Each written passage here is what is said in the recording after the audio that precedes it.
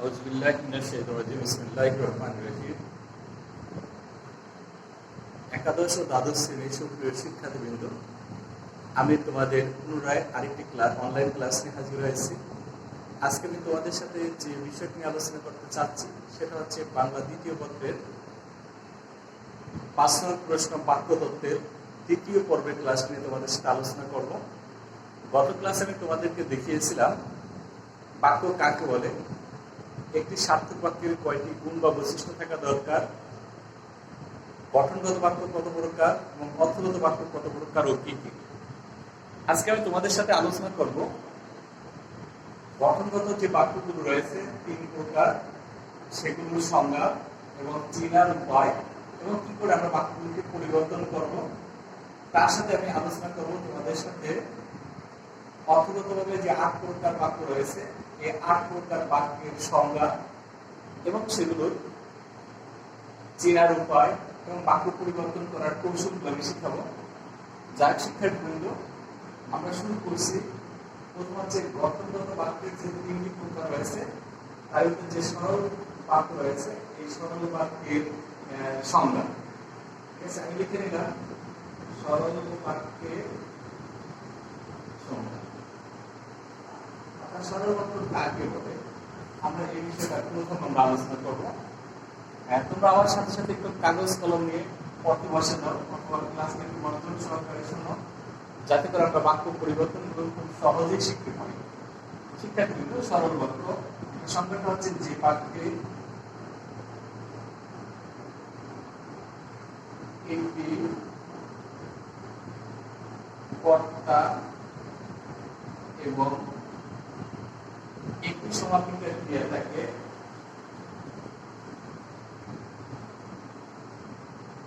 সমাপিকা ক্রিয়া থাকে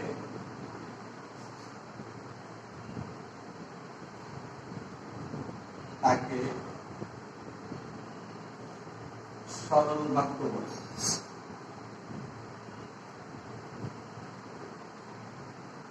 যেমন আমি একজনের নাম বললাম, নাম হচ্ছে কায়কোবাদ।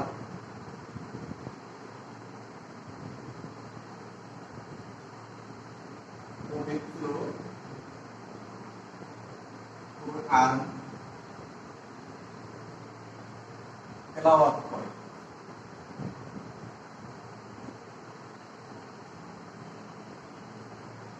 এটা হচ্ছে সরল বাক্যের সংজ্ঞা, যেখানে কায়কোবাদ কর্তা রয়েছে এবং তেলাওয়াত করে একটি সমাপিকা ক্রিয়া রয়েছে।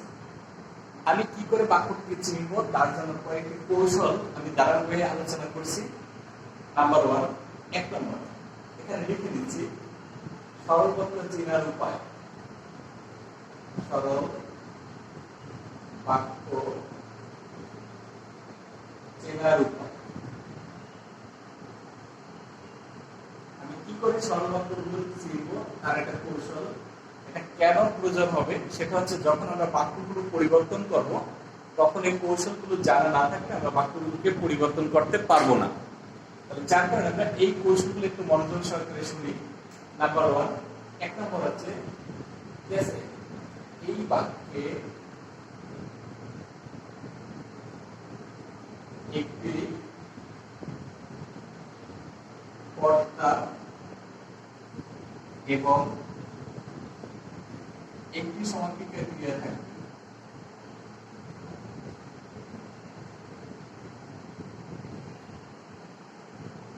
সমাপিকা ক্রিয়া থাকে, প্রথম কথা। সমাপিকা ক্রিয়া কি এটা আমি ৩ নম্বর প্রশ্ন ব্যাকরণিক শব্দ শ্রেণীতে আলোচনা করেছি, তোমরা একটু সেখান থেকে দেখে নিতে ভালো হবে। ২ নম্বর, সরল বাক্যে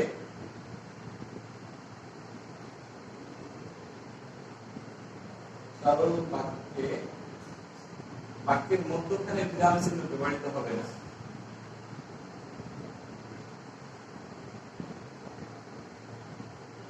বিরাম চিহ্ন ব্যবহৃত হবে না। এছাড়া দ্বিতীয় বৈশিষ্ট্য নাম্বার তিন, সরল বাক্যে সাপেক্ষ সর্বনাম ব্যবহৃত হবে না। সরল বাক্যে সাপেক্ষ সর্বনাম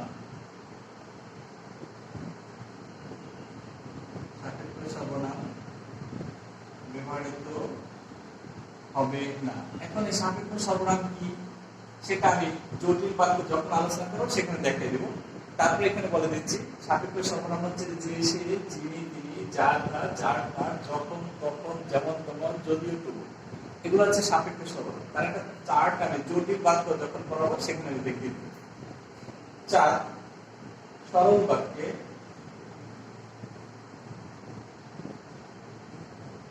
অপয় পদ ব্যবহৃত হবে না। এটার নাম হচ্ছে সংযোগ জ্ঞাপনকারী। সংযোগ জ্ঞাপনকারী অপয় ব্যবহৃত হবে না।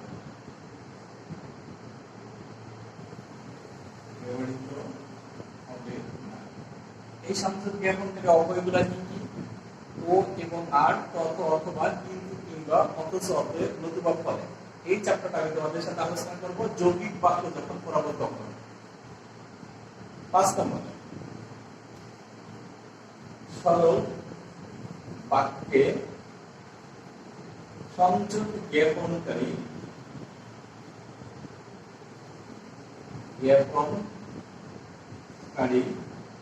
ক্রিয়াপদ ব্যবহৃত হবে।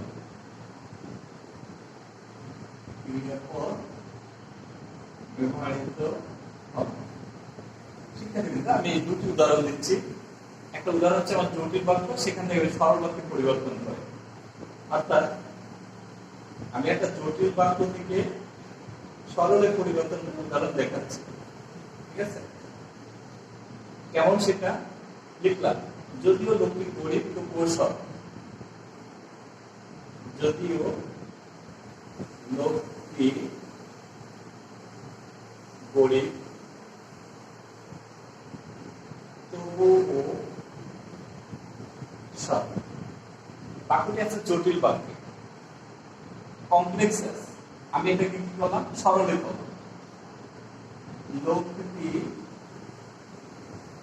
গরিব হলেও সৎ। এই হলেও এটার নাম হচ্ছে সংযোগ জ্ঞাপনকারী ক্রিয়াপদ। শিক্ষার্থীবৃন্দ, আমি সামনে অগ্রসর হচ্ছি। আমি এই মুহূর্তে তোমাদের সাথে যে বিষয় নিয়ে আলোচনা করছিলাম সেটা হচ্ছে সরল বাক্য কাকে বলে, সরল বাক্য চেনার উপায়। আমি এরপরে তোমাদের সাথে আলোচনা করবো জটিল বাক্য নিয়ে। একটু দ্রুত আমরা অগ্রসর হচ্ছি। ক্লাসটি মনোযোগ সহকারে শোনো। আমার বিশ্বাস বাক্য পরিবর্তন করতে গিয়ে তৃতীয় কোনো কেউ প্রয়োজন হবে না। আচ্ছা, জটিল বাক্য কাকে বলে আমি সঙ্গে একটু লিখে দিচ্ছি এবং তবু এই সংখ্যাটাকে কায়িত করার চেষ্টা করো। আচ্ছা, আমরা লিখলাম জটিল বাক্যের সংখ্যা। জটিল বা মিশ্র বাক্যের সংখ্যা। মিশ্র বাক্যের সংখ্যা আমি সংখ্যাটা লিখে নিলাম। যে বাক্যে একটি প্রধান খণ্ডবাক্য এবং এক বা একাধিক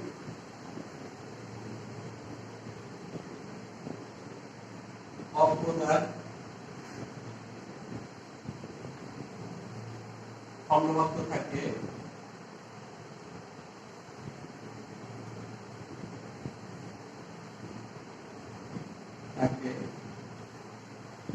তাকে জটিল বা মিশ্র বাক্য। জটিল বা মিশ্র বাক্য। একটু উদাহরণ দিচ্ছি। কি উদাহরণ? যেমন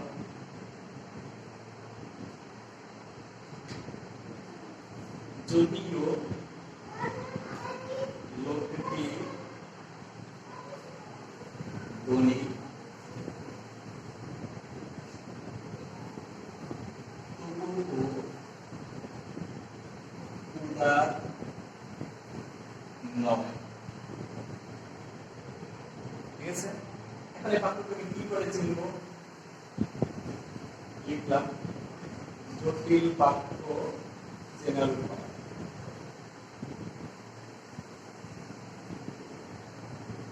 চেনার উপায় কি কি আছে? বাক্যে যে, সে, যে, সেই, যা,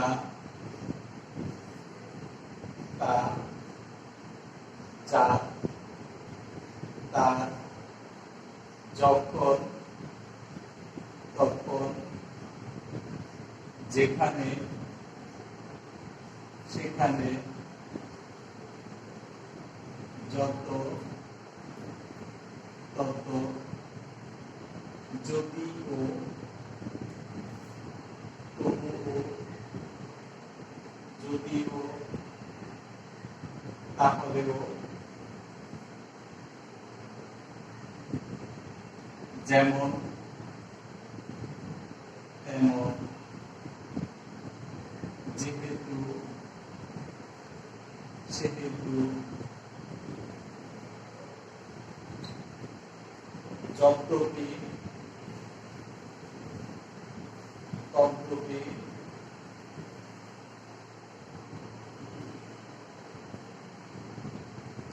যিনি, তিনি, ইত্যাদি সাপেক্ষ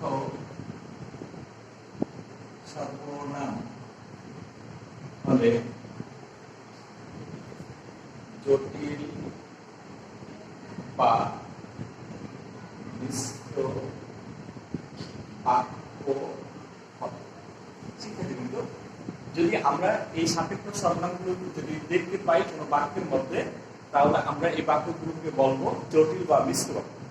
যখন এই বাক্য থেকে আমি সরল বাক্যে রূপান্তর করব, তখন আমি সেখানে কি করব, যে আমরা এই সিম্পটমগুলো তুলে দিয়ে সেখানে একটা কর্তা এবং একটা কর্ম রাখবো, মধ্যখানে একটা কি আছে সংযোগ জ্ঞাপনকারী ক্রিয়াপদ ব্যবহার করব।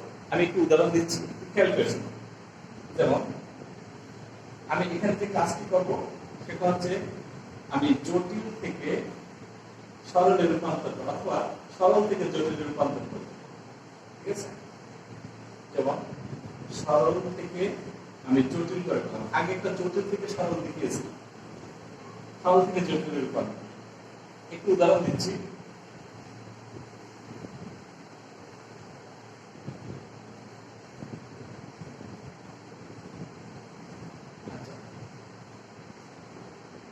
লিখলাম বাঘের ভয়,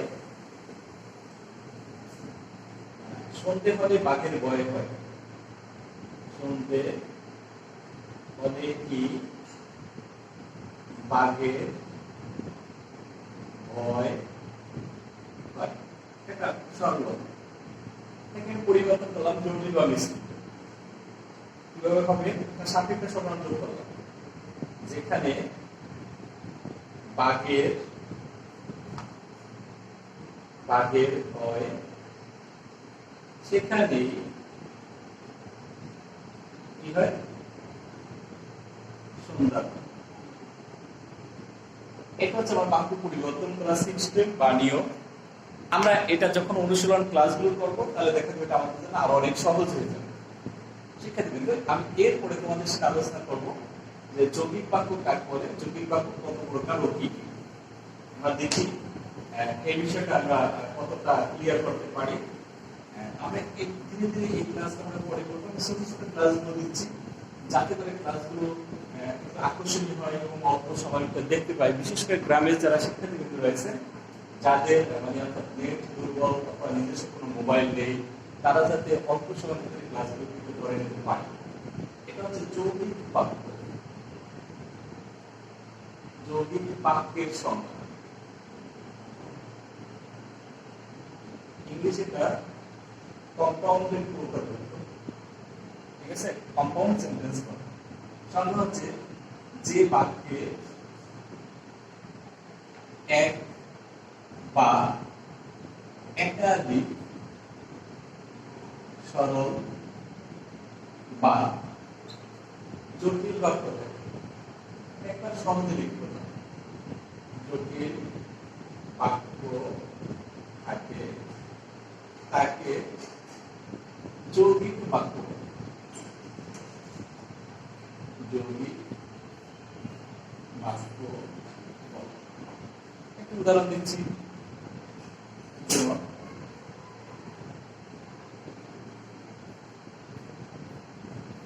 লোকটি ধনী কিন্তু কি নয়, উদার নয়। আপনি বাক্যটাকে কি করে চিনবেন? যৌগিক বাক্য চেনার উপায় কি কি রয়েছে দেখলাম। বাক্যে ও এবং আর তথা অথবা অথচ অতএব নতুবা ফলে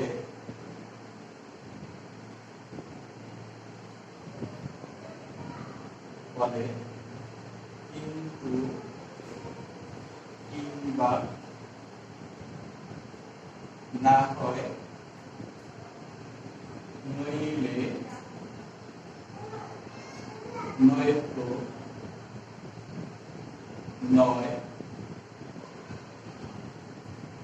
সুতরাং ইত্যাদি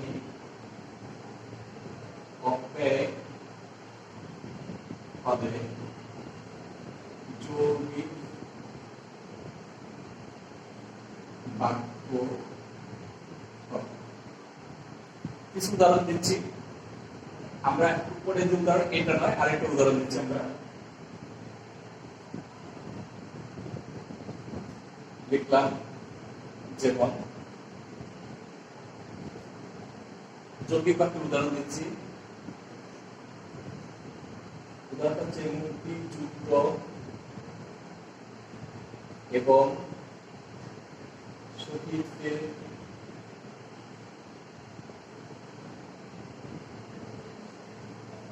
স্মরণ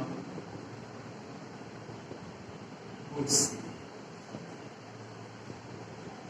আমরা এই বাক্যটাকে পরিবর্তন করবো সরলে। এটা আছে তোমার যৌগিক বাক্যে, এটাকে আমি করতেছি জটিল বাক্য। তাহলে কি হবে? যারা মুক্তিযুদ্ধের শহীদ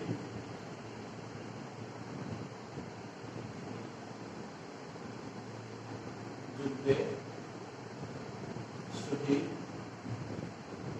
তাদের স্মরণ করছি। আমি বাক্যটাকে যদি স্মরণ করি তাহলে কি দাঁড়ায়? মুক্তিযুদ্ধের শহীদদের স্মরণ করছি। মুক্তিযুদ্ধের